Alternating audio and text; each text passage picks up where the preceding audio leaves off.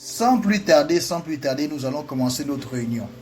Voilà, et je démarre en même temps aussi l'enregistrement. Pour ceux qui n'auront pas la possibilité, peut-être indépendamment de leur volonté, je dis bien peut-être parce que il y a d'autres qui le font sciemment. Ils savent que bon, de toutes les façons, ils auront un compte rendu. Mais il est toujours plus intéressant d'être là en live que voilà.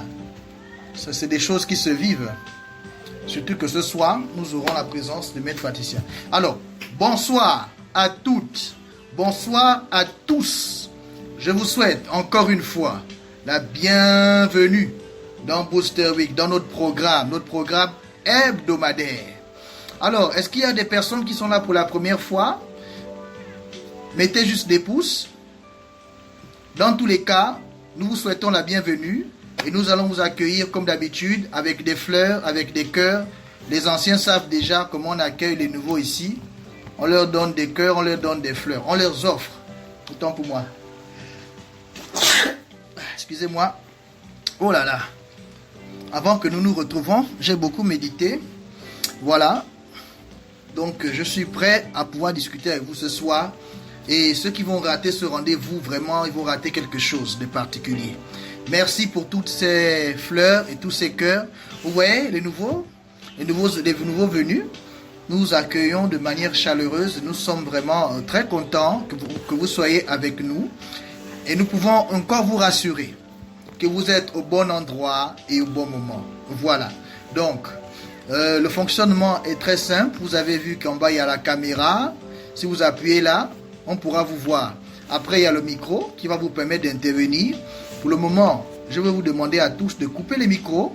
On appuie sur les micros que lorsque l'on intervient. Après, vous avez la main comme celle qui est élevée ici sur, je vois un frère R. Voilà, il a appuyé dessus la main. Cela signifie qu'il veut prendre la parole. Voilà. Et après cette main, nous avons trois petits points. Dans les trois petits points, derrière ces trois petits points, si vous appuyez, se cache tout ce qui est en rapport avec la possibilité d'exprimer ses émotions. Donc vous aurez les cœurs, les fleurs, les pouces, comme ce qui s'est passé tout à l'heure. Vous avez vu, on vous a accueilli avec des fleurs, etc. Voilà. Donc, je me présente encore une fois. Je suis le coach V. Williams, coach en développement personnel, coach en développement spirituel. Voilà. Donc, c'est un rendez-vous hebdomadaire que nous appelons Booster Week, qui permet à tous et à chacun de pouvoir se lancer dans la semaine, de bénéficier comme ça des instructions spirituelles, de bénéficier comme ça des travaux spirituels, de pouvoir vous familiariser avec le monde de la spiritualité. Voilà, c'est ça notre objectif. L'objectif de notre communauté, c'est de pousser, c'est de donner ce déclic, de pousser tout le monde à pouvoir, n'est-ce pas, s'éveiller spirituellement. Par l'intermédiaire des livres, des vidéos, par l'intermédiaire des enseignements, des formations. D'ailleurs, en ce moment, nous avons lancé la 12e session de formation qu'on appelle le programme EP, le programme Limitless. Voilà, qui est un programme, n'est-ce pas, qui dure 3 mois, qui dure pendant 3 mois. Et vraiment, c'est un programme de rééquilibrage, un programme, non seulement il y a du rééquilibrage, mais encore beaucoup d'autres choses à l'intérieur qu'on va vous offrir. Voilà. Donc, je vous invite encore à vous inscrire à la formation. Vous avez les liens là-bas dans tous les forums ou bien vous me contactez inbox. En ce qui concerne nos réseaux sociaux, vous pouvez nous trouver sur Facebook. Vous tapez simplement Booster Week Center. Même chose sur YouTube, vous tapez seulement Booster Week Center. Donc, que ce soit sur YouTube, que ce soit sur Facebook, c'est la même chose. Et il n'y a qu'un seul Booster Week Center. Voilà. Je crois que pour les présentations, c'est déjà suffisant. Avant que nous ne passions au sujet de ce jour. Bien. Alors, à vous la parole pour nous saluer, pour nous dire de là où vous nous écoutez actuellement. Pendant quelques 3 à 5 minutes, je vais vous laisser vous exprimer parce que vous savez, nous sommes ici pour ce qu'on appelle un échange. Ce n'est pas un monologue où je prends la parole, où je monopolise du début à la fin. Non, pas du tout. Nous sommes ici pour échanger. Voilà, avant que donc je ne commence le thème de ce soir, qui est un thème très intéressant, je vous assure, vous allez beaucoup rigoler, peut-être même, parce que c'est récurrent ce thème-là. Donc avant cela, je vais laisser la parole. Si quelqu'un a un témoignage, si quelqu'un doit nous dire bonjour, si quelqu'un doit nous dire quoi que ce soit, c'est le moment avant que nous ne commençons. Voilà, c'est simplement l'entrée. C'est simplement pour pouvoir aussi, pourquoi pas, détendre l'atmosphère. Voilà. Le temps que chacun certainement trouve la bonne position pour la suite de cette instruction. Alors, à vous la parole. Mon cher frère Yves, bonsoir. Tu nous écoutes de quel pays? Bonsoir, coach. Je suis Yves et j'appelle la Côte d'Ivoire. Yves de la Côte d'Ivoire. Précisément à Abidjan. Ok, voilà. Super. Juste pour dire bonsoir à tout le monde. Oui. Et dire que je me sens mieux là où je suis. Et je suis, comme vous le dites, au bon endroit au bon moment. Merci mon cher frère. Alors nous avons David, nous avons Roalb, nous avons Luc, nous avons Raïssa, nous avons Gervais, il y a tellement de noms. Si je commence à les citer, je vais prendre toutes les 5 minutes en citant que les noms. Il y a Yolande, il y a Do, il y a Christiane, il y a Jean Lamine. Non, je m'arrête par là. Prenez juste la parole un peu, s'il vous plaît, pour nous signifier un peu votre présence et pour nous dire de là où vous nous écoutez actuellement, avant que nous n'allons plus loin. Prenez votre courage comme Yves, ne soyez pas timide, nous sommes une famille. Oui, au lieu de lever... Bonsoir. Bonsoir. Ne levez pas la main, appuyez directement sur le micro pour intervenir. C'est tout, c'est plus simple. Oui, ma soeur Raïssa, c'est bien ça, voilà.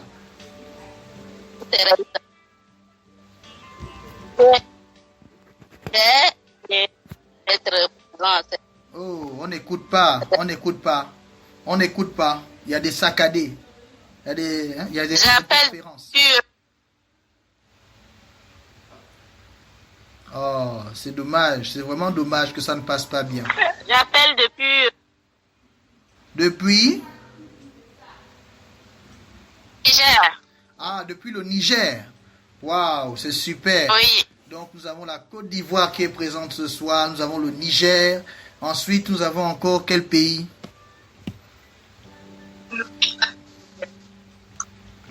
Bonsoir à tous. Bonsoir, mon cher frère Roalb. Ouais, je suis Roalb Firmé du Tchad. J'habite précisément à ça. J'espère bien développer mes connaissances spirituelles dans ces groupes et je vous remercie infiniment. Bien sûr, nous sommes là pour le partage. Nous n'avons pas bien écouté le pays où tu te trouves. Je suis au Tchad. Au Tchad. Ok, super. Le Niger, le Tchad, la Côte d'Ivoire. Ok, c'est super. Quelle diversité vraiment. Et encore. Mais je vois le Gabon là. Je vois le patriarche du Gabon. Bonsoir, le Gabon. Bonsoir. Bonsoir à tout le monde. Soyez bénis. Amen. La seule chose, c'est que je vous entends légèrement parce qu'il y a une très grande pluie à la capitale d'Afrique. C'est laquelle? C'est où? Faut nous préciser. Libreville.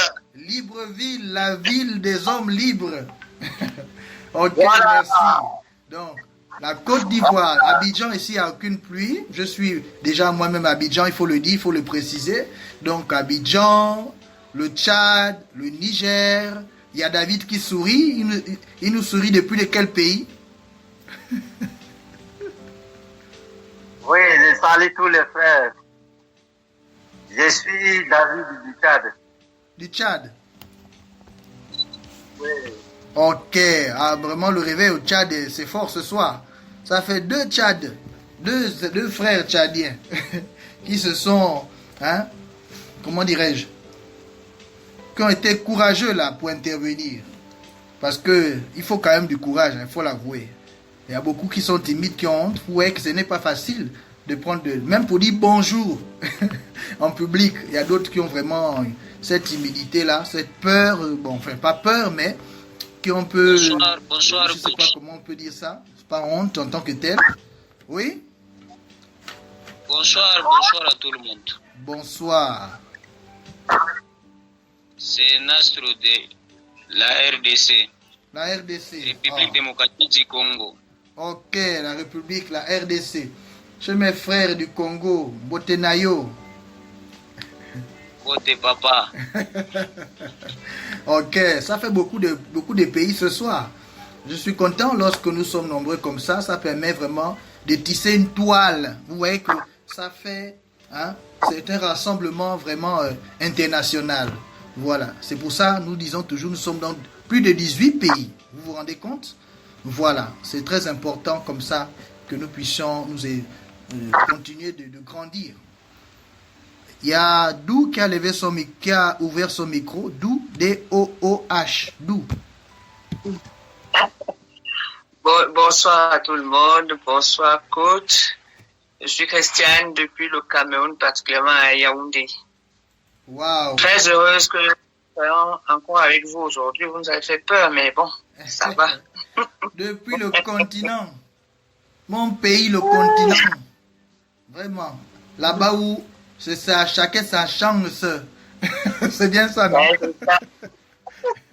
À chacun sa chance au continent. Vraiment. Ah non. Ça... Et un peu la pluie, parce qu'on en a besoin. Oui. On a besoin de pluie. Le patriarche peut nous envoyer un peu de pluie, ce serait bien. Le Cameroun sont des pays voisins. Normalement, le nuage là va arriver là-bas, certainement dans cette nuit. Ok, merci. Je crois que l'essentiel, c'est... Enfin, on va pas prolonger ça. C'est déjà suffisant, voilà. C'était juste pour détendre l'atmosphère. C'était juste pour, n'est-ce pas, hein, nous mettre, comment dirais-je, en condition. Parce que nous allons maintenant commencer notre instruction de ce soir. Voilà. Donc, je vous remercie d'avoir voulu participer à ce petit jeu. Voilà. C'était petit jeu juste pour détendre, comme je disais tantôt, l'atmosphère. Alors, avant qu'on ne poursuive, j'aimerais que vous mettez d'abord des pouces pour me dire que vraiment nous sommes sur les mêmes longueurs d'onde. Parce que quand je vais démarrer, je ne vais pas m'arrêter maintenant. Je vais commencer la première partie sans trop m'arrêter, quoi, en fait. Voilà. Ok, donc vous me certifiez que vous m'écoutez comme il faut. Ok, merci beaucoup. Bon, je vais changer un peu le fond sonore. On va essayer de tester autre chose. Un bon petit fond sonore. Je sais que là-bas, là vous vous trouvez, malheureusement, vous ne l'écoutez pas. Mais moi, je l'écoute ici et ça me sert d'inspiration. Alors, ce soir, on va parler d'un sujet important. Vous savez que j'essaye toujours d'amener des sujets qui sont des sujets d'actualité, des sujets récurrents, des sujets qui sont concrets. Vous voyez un peu? Voilà. Donc, lorsqu'on parle de réveil spirituel, déjà, c'est l'objet même de notre communauté, de susciter l'éveil, de susciter le réveil spirituel, entre guillemets. Donc, il était très important qu'on aborde ce sujet ce soir. Voilà. Qu'on touche un peu à l'éveil spirituel. C'est très important. C'est une notion qui renferme tellement de choses. Voilà. Parce que quand on parle de réveil spirituel, quand on parle de réveil, c'est comme si on pouvait dire que la personne dormait. Vous voyez un peu. Voilà. Mais dormait de quel sommeil? D'un sommeil qui est spirituel. Il ne s'agit pas du sommeil physique. Voilà. Donc quand on parle de réveil, ça veut dire qu'on parle de vraiment sortir d'un état de sommeil à un état d'éveil. Un état où nous ne sommes plus, où nos yeux sont ouverts. Voilà. Donc le réveil, c'est aussi ça. Ou l'éveil, les réveils, voilà, c'est ça. Donc, on va parler ici ce soir de 7 types de réveils spirituels. Et lequel est le vôtre en ce moment? À quelle phase vous vous trouvez? À quelle étape? Qu'est-ce qui ressemble plus à ce que vous vivez actuellement dans le cadre du réveil spirituel? Voilà. Donc, j'en ai juste répertorié 7. Hein. Ce ne sont pas des types conventionnels. C'est simplement des types que moi-même j'ai répertoriés. Vous ne les trouverez nulle part. Voilà. C'est un sujet que j'ai voulu développer comme ça moi-même tout simplement. Voilà.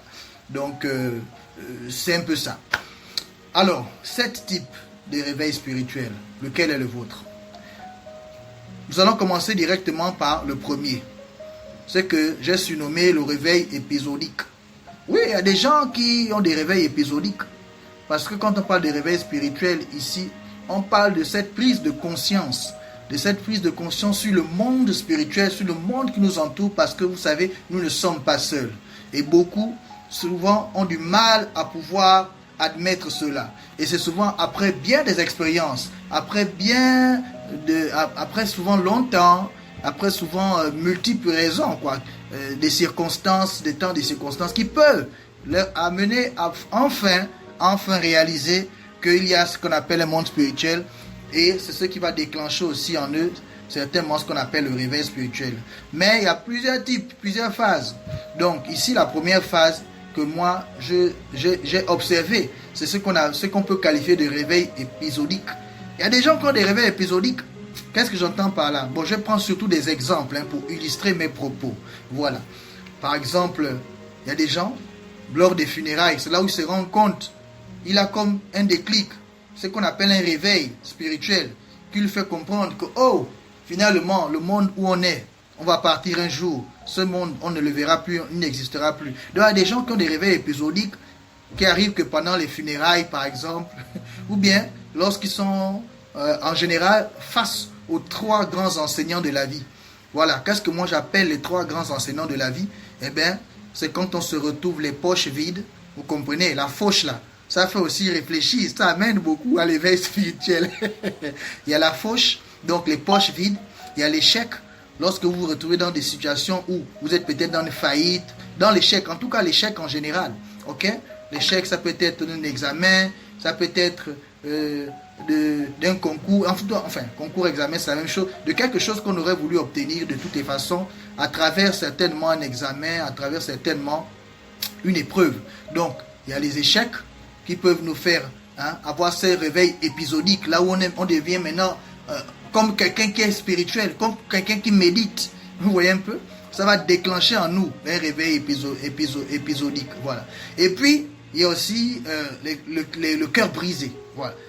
Quand on se retrouve dans des situations où on a les pannes techniques au niveau du cœur, on a les peines de cœur, les cœurs brisés, les chagrins d'amour, ça aussi, ça déclenche et ça réveille notre spiritualité parfois. Il y a même des gens qui se convertissent seulement après, quand je parle de se convertir, en termes de la religion, quoi. Il va maintenant aller dans une religion, il va se convertir dans une religion après une déception d'amour. Il dit non, je vais donner mon cœur à Dieu, c'est mieux.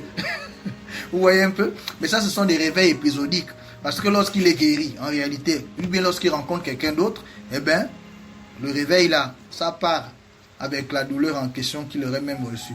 C'est rare que la personne poursuit. Mais une fois que la personne, c'est-à-dire surmonte cette épreuve par exemple, ou bien trouve une solution alternative, ben la personne ne s'intéresse plus vraiment de près à tout ce qui est en rapport avec le réveil. Vous voyez un peu, non? Voilà. Donc ça, c'est le premier point. Le deuxième point ici, c'est ce que j'ai surnommé les micro-réveils. Les micro-réveils. J'espère que vous avez de quoi noter.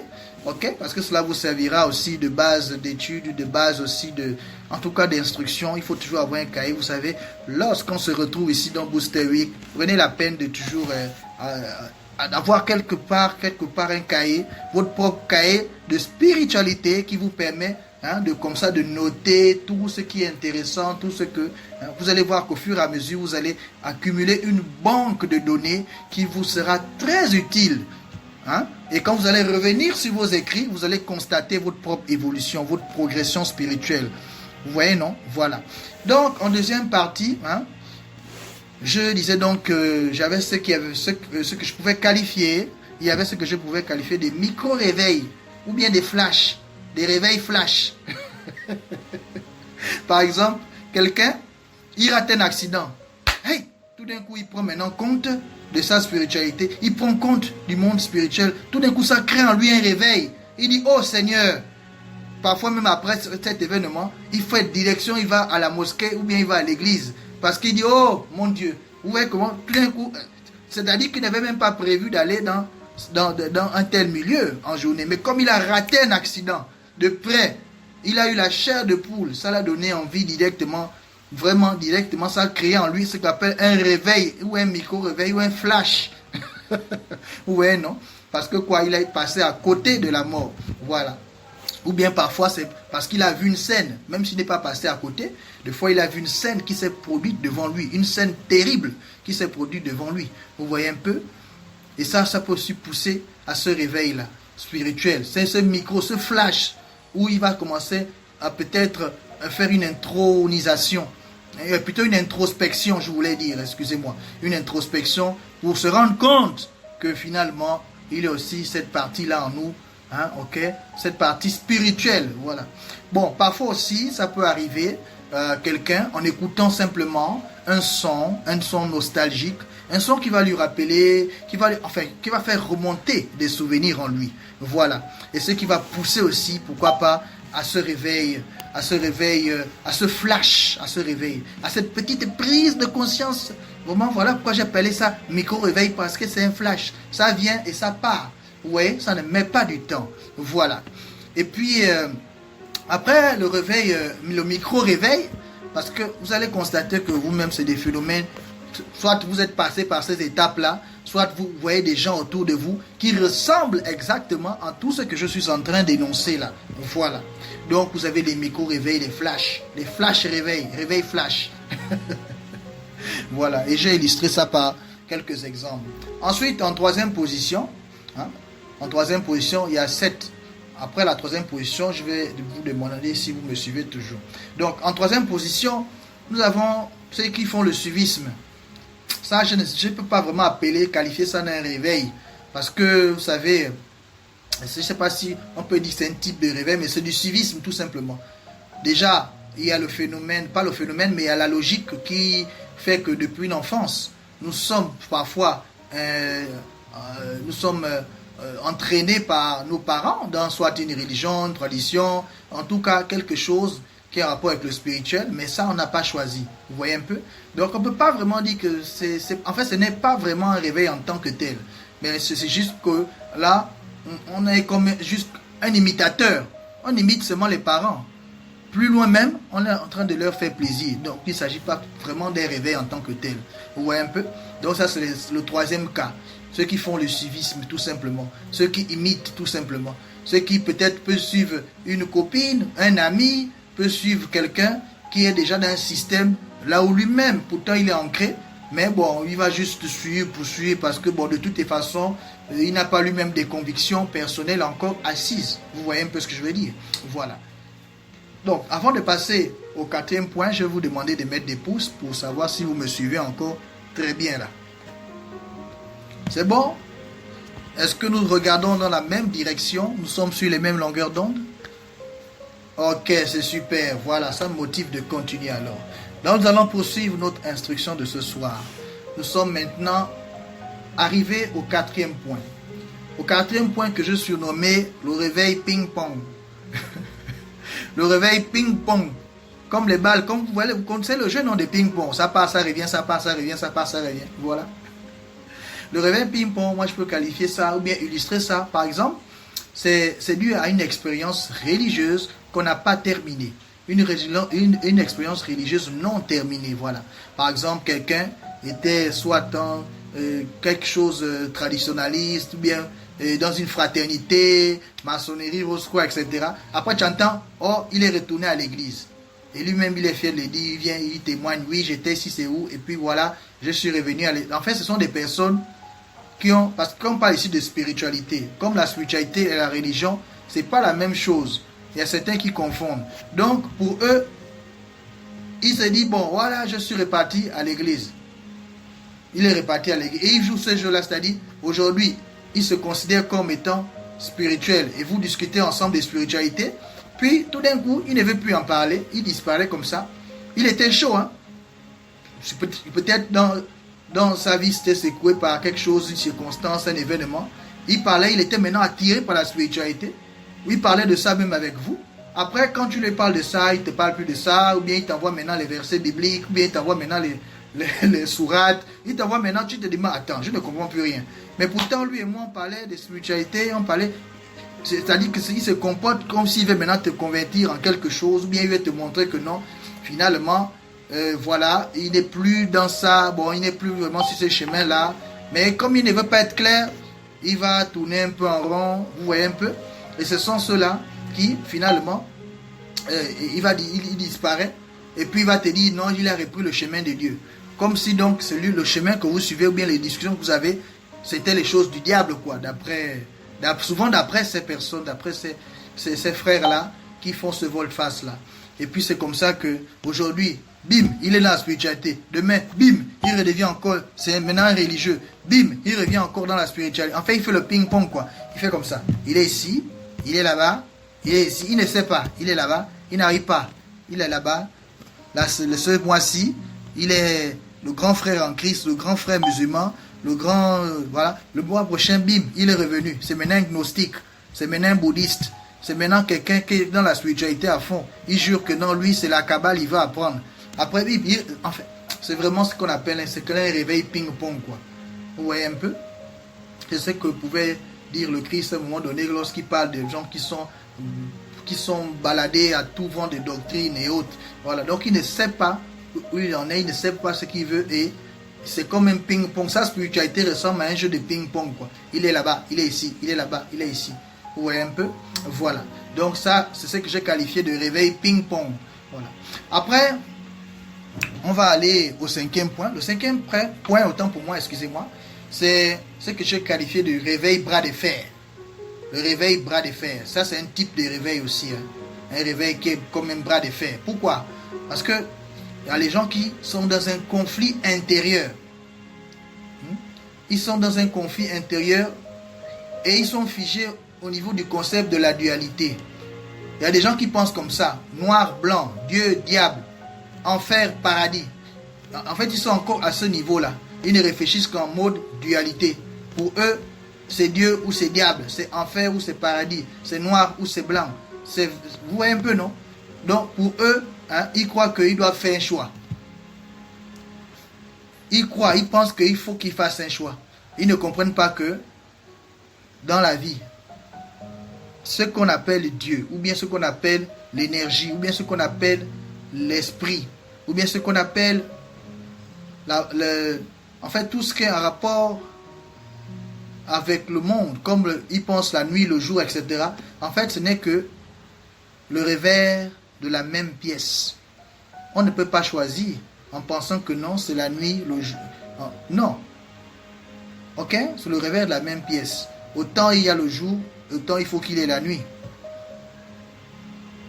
Vous voyez un peu ce que je veux dire. Il y a des gens qui réfléchissent en dualité, ils se disent que non, forcément, ils doivent choisir.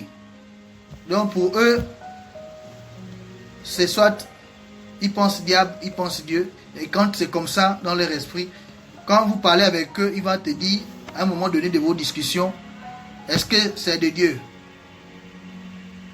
Parce qu'ils croient que soit il y a des choses qui sont typiquement, on va dire, comme genre de Dieu et les autres choses qu'on peut peut-être aborder, d'autres sujets qu'on peut aborder même dans le point de vue spirituel, soit diable, soit Dieu, quoi. Pour eux, ils ne savent pas que, hein, d'ailleurs même, ils sont souvent étonnés même qu'il existe le gris, quoi, en fait. Ils ne savent pas que parfois il y a le juste milieu. Voilà. Bon, je ne sais pas si c'était la meilleure illustration, mais c'est pour dire qu'il y a des gens qui ne réfléchissent qu'en dualité, en jour et nuit, en Dieu, en diable, en bon, en mauvais, hein, ainsi de suite, ainsi de suite, ainsi de suite. Voilà. Ça, c'est ce que j'ai appelé le réveil bras de fer. Et ça, c'est dans les esprits, c'est compliqué. Et quand vous rencontrez, ou bien quand vous êtes dans cette position, ou quand vous rencontrez quelqu'un dans cette position, c'est quelqu'un qui souffre beaucoup parce qu'il passe tout son temps à se faire soit des jugements, ou bien à se faire soit des... non, c'est mi-figue, mi-raisin, c'est-à-dire c'est des personnes qui sont on est en tout cas au niveau de la pensée, c'est très compliqué pour eux. Parce qu'ils ne peuvent pas comprendre qu'il y a ce qu'on appelle... Hein, en fait, il y a... Je ne vais pas dire le centre. Je ne vais pas dire le centre en tant que tel.